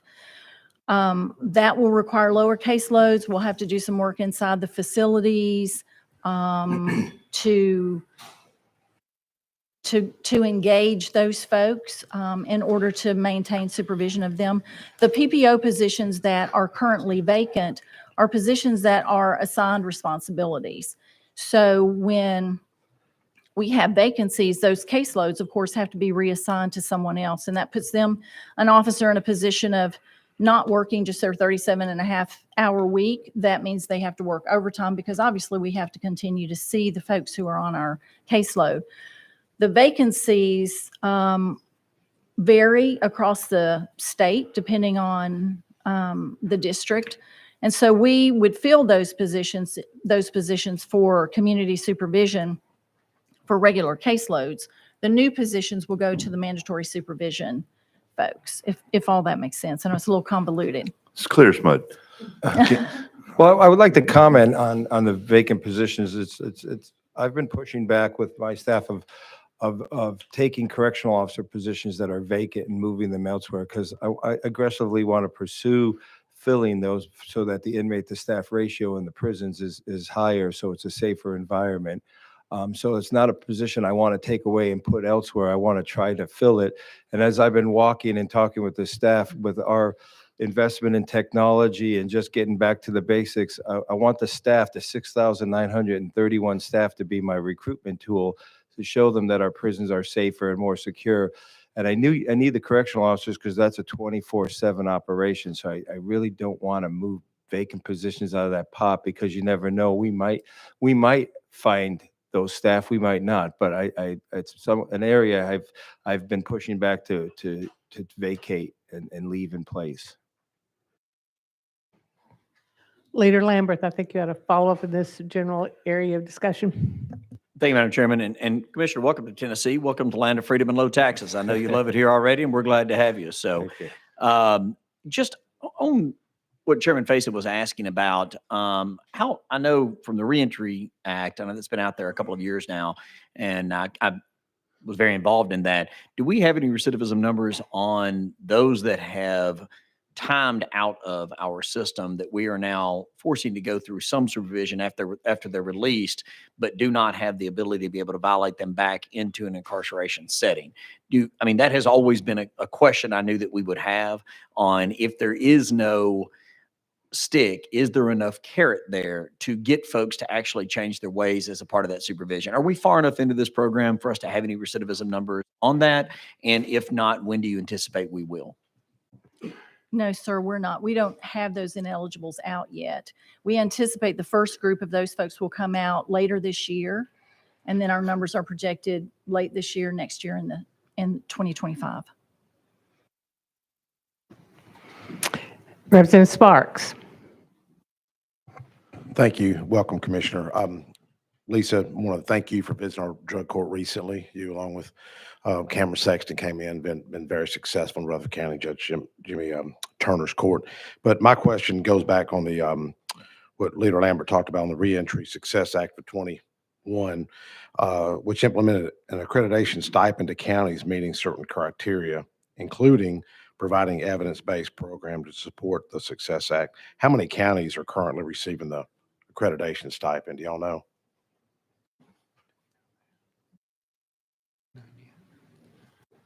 I don't believe we've had any yet receive that stipend. Next question, if I could, Chairman.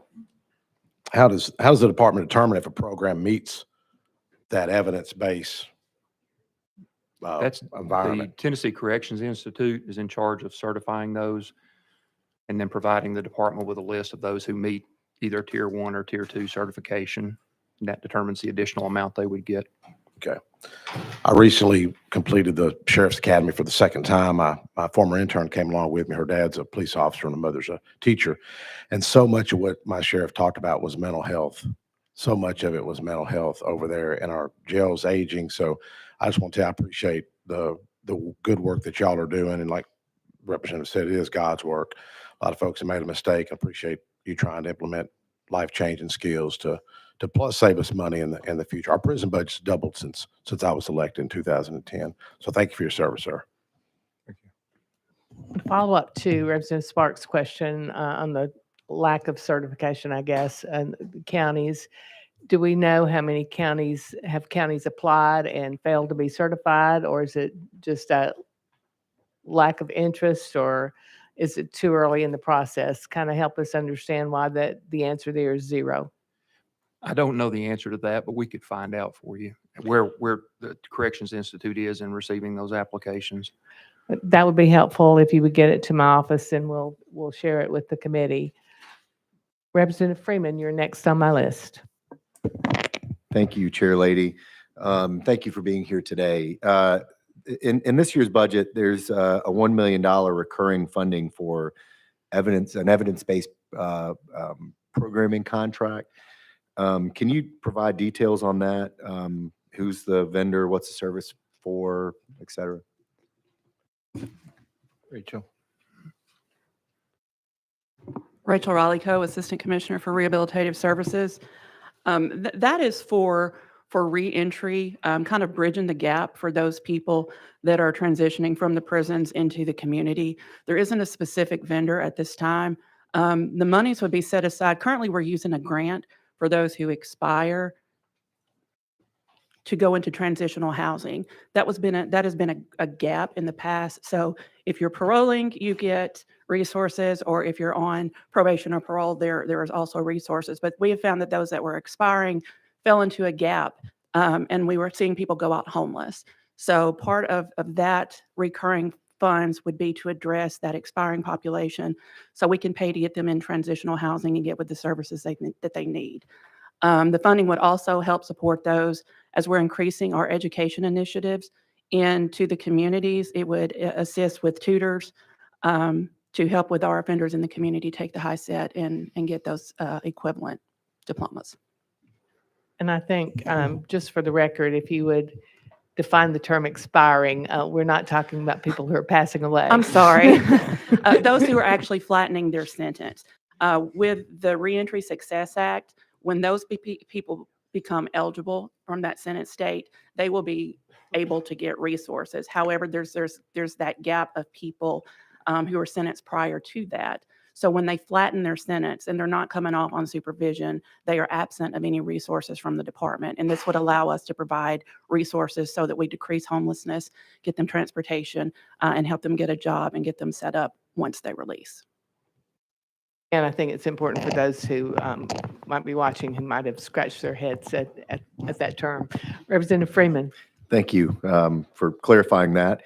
The $1 million seems a little light for those services, especially considering paying for housing. What term are you planning on paying for housing? And then we've had a couple of questions on recidivism rates.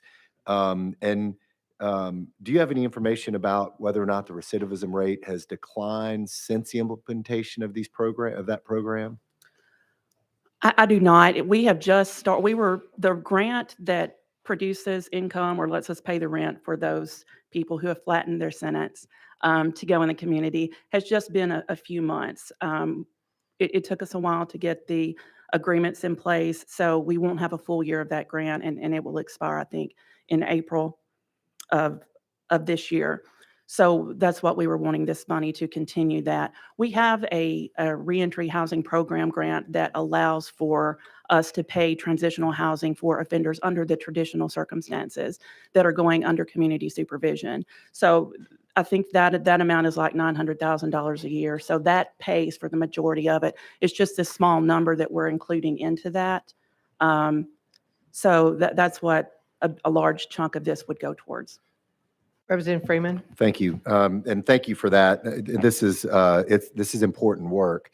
And I've got an idea, suggestion, whatever you want to call it. There are multiple nonprofit groups that work within your system that help with some of this reentry program. And I know that many employers and many landlords will, forgive or override some of their policies for allowing felons of certain categories to live in their properties and or to be employed. And if you're a member of one of those programs, many more doors will open.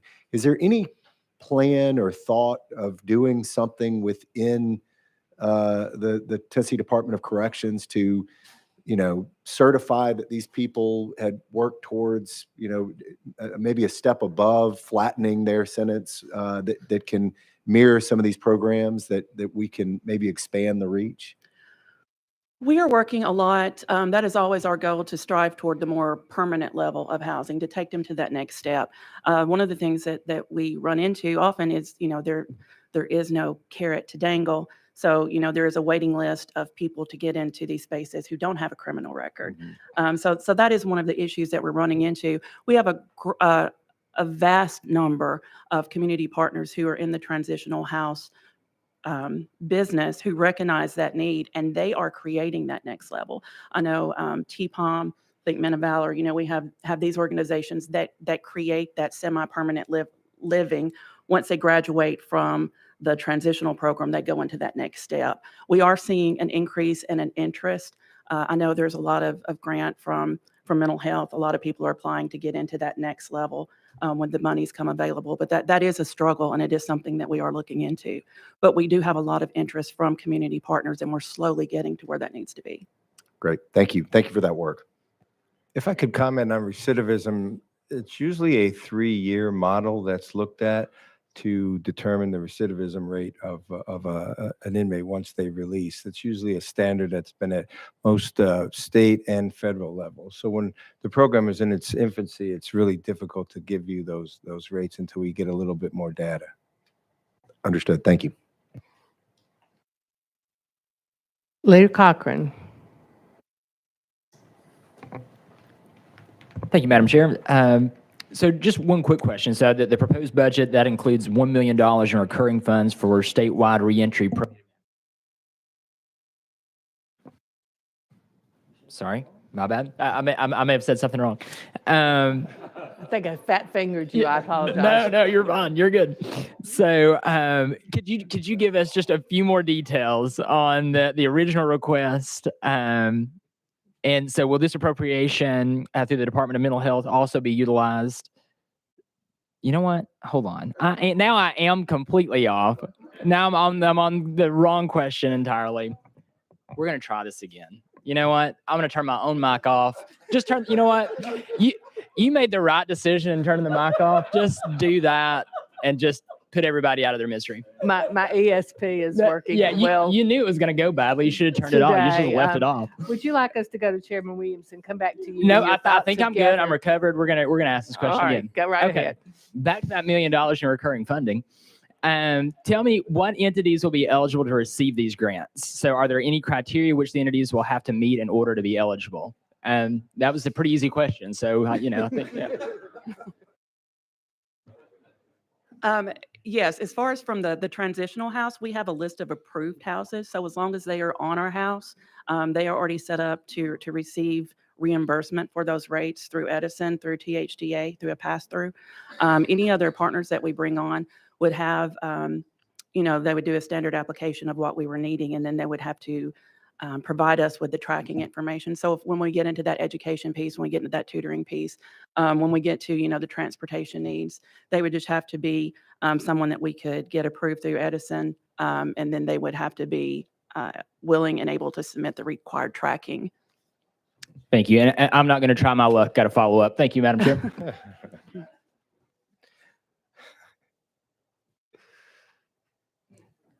I'm sorry, I'm juggling too many things up here at the moment. I apologize. Now, Chairman Williams, it's your turn. Thank you, Chair Lady. And I Thank hope you. you're prepared so I don't have to cut your mic off. Yeah, I'll try to be as prepared as I can. I see the commissioner and William Lamberth have decided, Leader Lamberth have decided to share the same barber. So I'd like to congratulate you on your new position and your new barber. It's fantastic. But I think appreciate all the work you're doing. I did have a question about drug court, the drug court contract. You guys requested, I think it was $180,000 for a new contract for services there. It was originally a request from you, but I think the administration funded it through mental health. And I wondered if you're going to be able to utilize that contract since you also had a request and participate in drug courts. If you can kind of give us an update where that is and how you expect or hope to participate in it. Even though that funding is going to be transferred over to the Department of Mental Health, even though our department's transferring that funding over in this recommended budget, our offenders will still be able to access that program. Okay, so you're not concerned at all that it's not housed with you all, that you'll be able to operate No, the way you sir. want to? No, sir. Okay, thank you very much. Representative McKenzie. Thank you, Madam Chair, and thank you all. I'm over this way. Okay. And tell your staff, thank them for really putting in extraordinary work during our before, after, and during this COVID season. And they it is God's work, and I really appreciate that.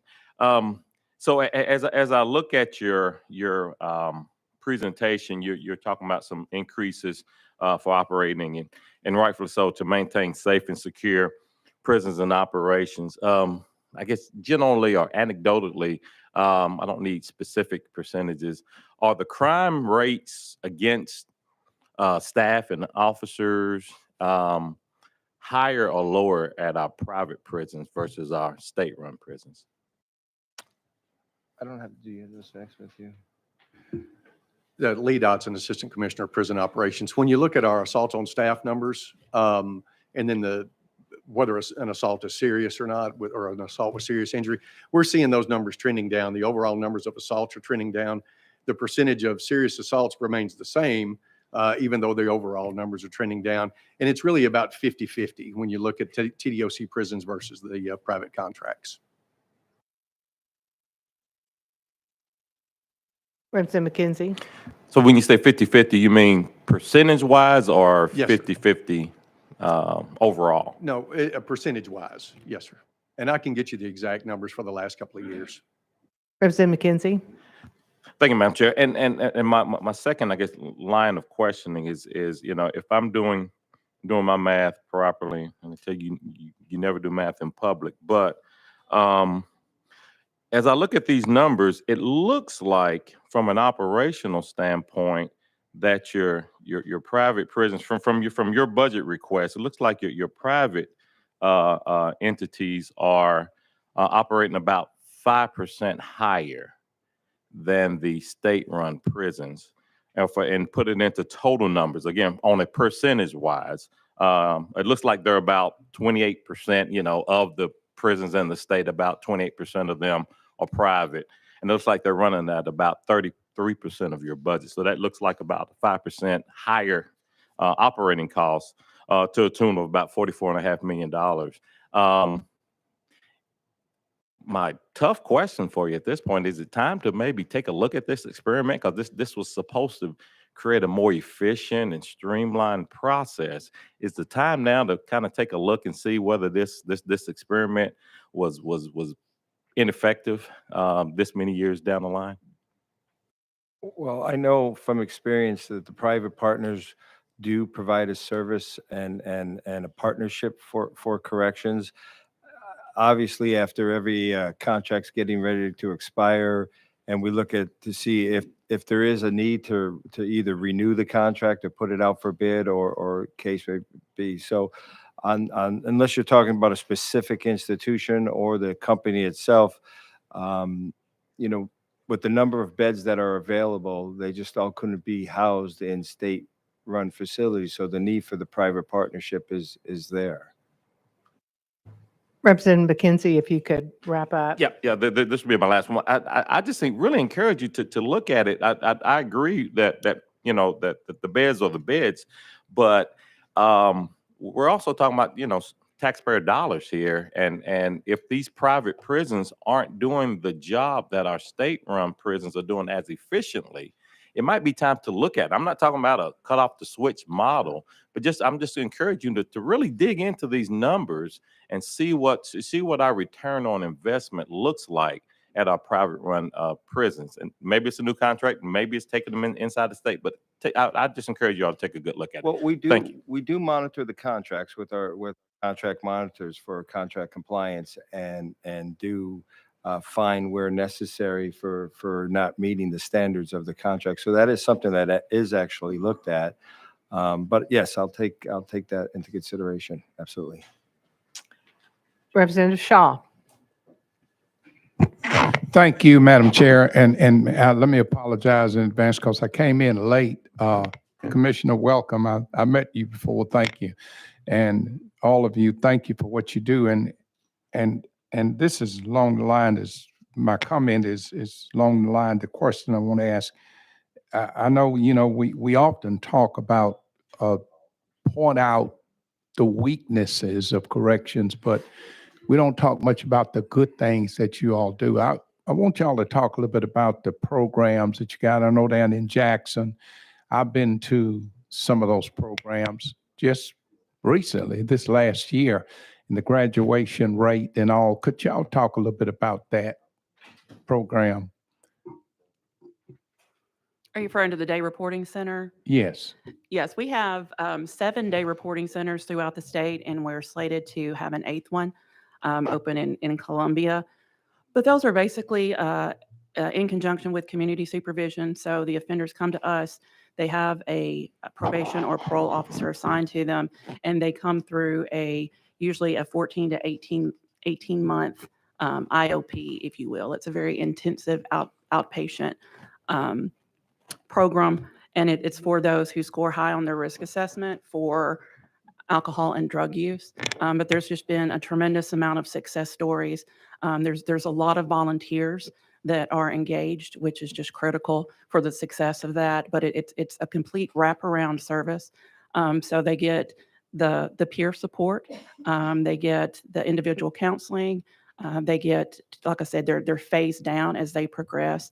They get assistance with job placement. And like I said, we have multiple volunteers that come in and offer their time, which is critical to that success. Representative Shaw. Couple quick follow-ups, Madam Chair. Do y'all work with both private and state prisons in that program, or just only the state prison? Most of those come directly from the courts. Most of those are sentenced as probation in lieu of going to prison. So most of them come straight from the court or from a county jail. They can be sanctioned. So if they're on community supervision and they have a relapse or they have an issue, then they can come to our day reporting center. But as of now, those participants come straight from court or usually from the county jail.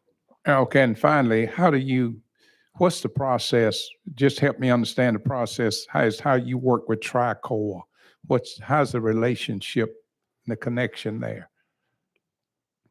And I may have to get. Well, I can answer that. As being one of the board members at Tricor, I meet with them and speak with them.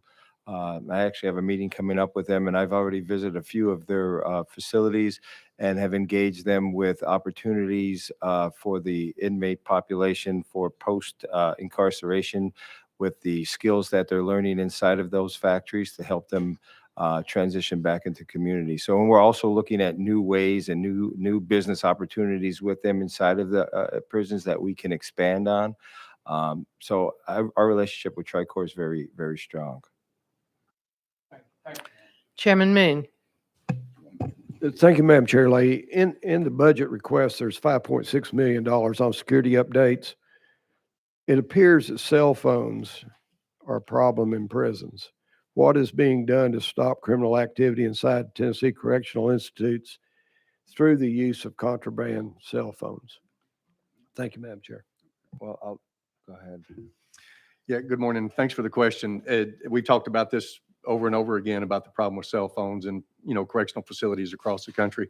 What we've done over the last couple of years, and thanks to the appropriations that we've received, through legislative action, is we've installed body scanners at our checkpoints, which are pedestrian checkpoints for the employee, staff, contractors, vendors, that kind of stuff, volunteers and visitors. And then through last year's appropriation, we've received funding to add additional body scanners at our intake areas, which would be focused on inmate movement in and out of the facility, whether they're going to the doctor, going out for a work assignment, or transferring between facilities. So that'll help with our ability to be able to recover those things. We also conduct random cell searches on a regular basis. We have our strike force, or our statewide tactical unit, as well as our CERT teams, the emergency response teams at the facilities, that conduct random searches and sometimes, intelligence-driven searches at the facilities across the state. And then we also have the contraband interdiction unit that's working with our Office of Investigations and Conduct. And those agents assigned to CIU are focused on nothing but contraband and specifically cell phones, because we know the problems that cell phones create for us both inside and outside the facilities. Thank you, Madam Chair. Lady. Chairman Hawk. Thank you, Madam Chair. And forgive me if this question has been asked already. You can cut me off if you like to, as you've been doing that today. Let me talk about offenders and the programs that we've got. Are we involved in county jails as well? Where are we in terms of, we've got all these great programs going in our state prisons, but how are we helping those offenders who may be in county lockup? Can we talk about that? Is that? Go ahead, Rachel. I think that will come into play once the stipends come full into effect. Again, if you could just identify yourself. Oh, sorry. Rachel Raleigh-Coe, Assistant Commissioner of Rehabilitative Services. Again, I think that was the purpose for these stipends that come in to allow the extra pay for services provided. And that is still just kind of in the infancy process. So that's going through the application, and it hasn't been fully incorporated yet. But that was what would address that issue.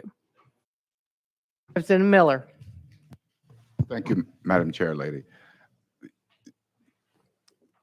Budget of $1.3 billion.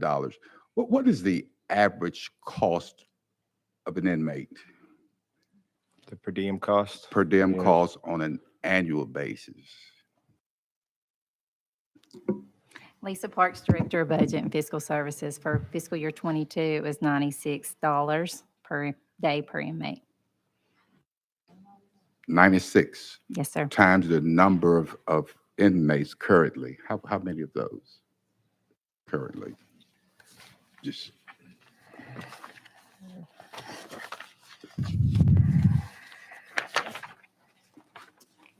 Well, In-house, I think it's just over 18,000. Is that right? In-house was a little over 18,000. 18,000 at 96 per. Thank you. Just curious about that. Thank you.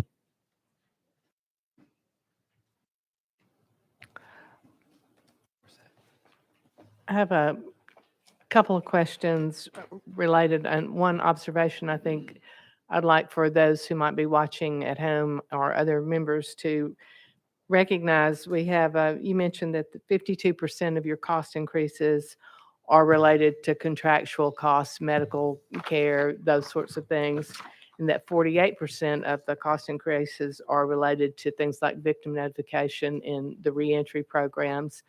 And I just want to reiterate that those reentry programs, while there is an upfront cost, if they're successful, as we hope them to be, then there will be a downstream revenue savings, because if those people aren't back in the system, they're out in the community supporting themselves and hopefully their families. And we are not, to Representative Miller's point, spending $96 per day to house them in state facilities. So I think that's a case of hopefully we pay now to avoid paying more later. I do have some questions on the reentry. We sort of ask it, I think Chairman Hawk and some others, but the reentry programs, we mentioned the jails, but what about our private facilities? Do the private prisons have the same reentry opportunities? Prisoners in those facilities have the same opportunities as those in the state-run facilities? Rachel Raleigh, Co-Assistant Commissioner for Rehabilitative Services. There is programming in the private institutions as well. One of the things we're trying to catch up on is the educational piece. Although they do have equivalent ABE for adult basic education, colleges have been more apt to come into our state facilities, but that is where we're working to get it to be equal in our private facilities as well. There are some colleges in there, but it's mostly correspondence rather in-house in those facilities. But as far as traditional programming, mental health, substance use, those are all equal in the private as well. What about training opportunities like the TriCore and those kinds of jobs, on-the-job training kind of Yes. programs that are available? All right, and then can you just walk me through the victim notification process as it currently stands? I have a real interest in that. I am sponsoring a bill, Marcy's Law, a constitutional amendment that deals with victims' rights. So help me understand what currently it happens with victim notification from your department. And I do apologize. I'll have to get you a more in-depth. I do know that our victim service coordinators, for those people who want to be registered, who are a victim, they are registered, and then there is notifications. They have an automated system, and then we have representatives that actually contact them as well. So they're notified of movements of release, and especially like the release dates. They're notified of parole hearings and things of that sort. But I can get you a more in-depth job description of how that works, and I'll get that to you. A flow chart would be really helpful in, what kind of activities are victims notified, or in the case, some victims may no longer be with us, their family members or whatever. Just if you could just help me understand how it works currently to see what impact, if any, the constitutional amendment I'm proposing would have on your workload. Yes, ma'am. Thank you. Are there other questions? Seeing none, Commissioner, again, I neglected to welcome you to the state initially. I'm glad that others took up the slack and did that. And obviously, Leader Lambert got in touch with you early on, as has already been noted, and introduced you to the kind of services that, personal care services that you needed. So we're glad that worked out for you as well. Thank you for being here today. And in all seriousness, you guys have a huge job. It's a huge part of keeping Tennesseans safe and secure, what you do, making sure that people who don't obey the rules are punished appropriately, but hopefully during that punishment time, they're given an opportunity to turn their lives around. So again, we appreciate the work that you continue to do for the state. So without objection, we are now back in session. And that does complete our calendar for today, but never fear. You get to come back Monday for budget hearings at 9 o'clock. So don't be sad. And we will be meeting. You need to get a good shower and use all the appropriate products on Monday, because we'll be meeting in HR room 3, which is a little bit more compact. So just note that in room 3. And for Chairman Hicks, I will announce that his finance sub will be meeting at 10:30 in room 3. We are adjourned.